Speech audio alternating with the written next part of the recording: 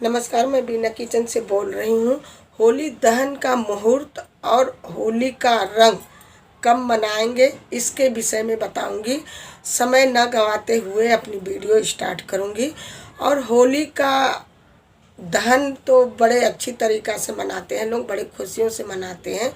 6:37 पर 28 मार्च को होली का दहन होगा और रात को 10:40 तक होली का दहन कर सकते हैं। ये शुभ मुहूर्त है। और होली का रंग मनाने के लिए 29 मार्च को होली का रंग सुबह से ही पूरा दिन मनाने का शुभ अवसर है और मंगलमय है।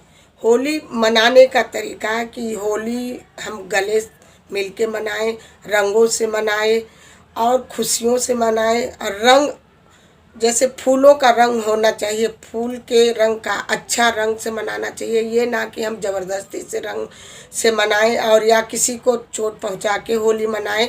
ये सब चीज़ का ध्यान देते हुए हम होली मनाएंगे। नमस्कार, सुस्वागतम, वेलकम। मैं आप लोगों को अभिनंदन करती हूँ। इस टाइम आप और अपना चैनल, मेरा चैनल दोनों का देख रहे हैं। इस साल होली ध्रुव योग में पड़ रहा है। ये योग बहुत अच्छा योग है।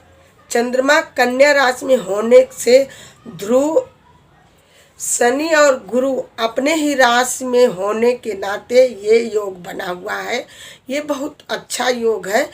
इस साल होलिका दहन में कोई ये योग लगभग 400 वर्ष बाद ये योग बन रहा है। ये योग बनने के नाते इस साल ना कोई होलिका मुहूर्त में दहन में कोई भद्रा नहीं है।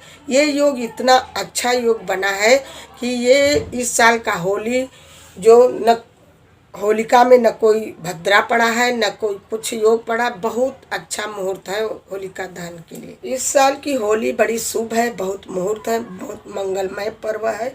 इस होली पर लोग बड़े खुशियों से मनाते हैं, बड़े उल्लास से मनाते हैं। इस साल होली पर कोई भद्रा नहीं है, कोई कुछ नहीं है। तो इस साल का होली और इस साल का जो नया साल चालू होगा बहुत अच्छा है, बहुत मंगलमय है। लोगों को चाहिए कि इस साल का होली बहुत अच्छे जश्न मनाएं और बड़े साफ सुथरा से मनाएं, क्योंकि कोरोना का समय है। इसलिए अपना सावधानी बरत कर और अपनी होशियारी से होली मनानी चाहिए।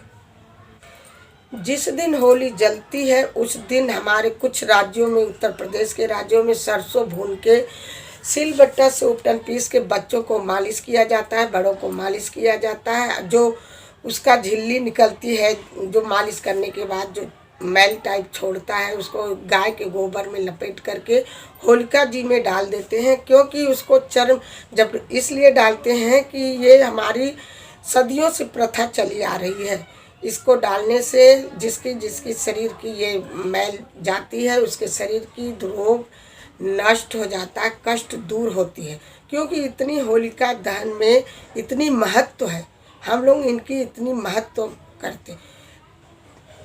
28 मार्च को जो होलिका दहन है, होलिका का मुहूर्त है, बहुत अच्छा है। होलिका जलने के बाद दूसरे दिन जो रंगों का त्यौहार आता है, रंग वाले दिन होली जो आती है, इसमें होली पूरे दिन रंग खेल सकते हो। खेलने के बाद नहा धोकर अच्छी तरह से तैयार होकर एक दूसरे के गले मिलते हैं।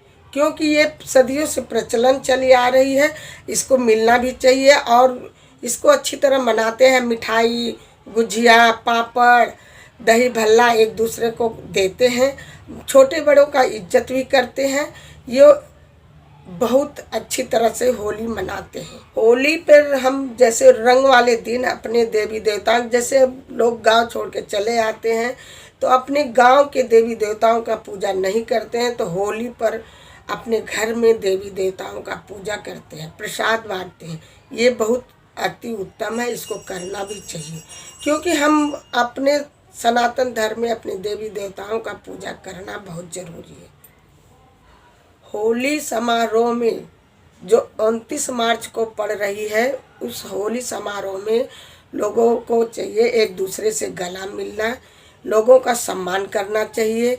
इस बात का ध्यान देना चाहिए कि हमें एक दूसरों को गले मिलते हुए और रंग खेलने के बाद गले ही मिले, नया कपड़ा पहनने के बाद एक दूसरे से गला मिले।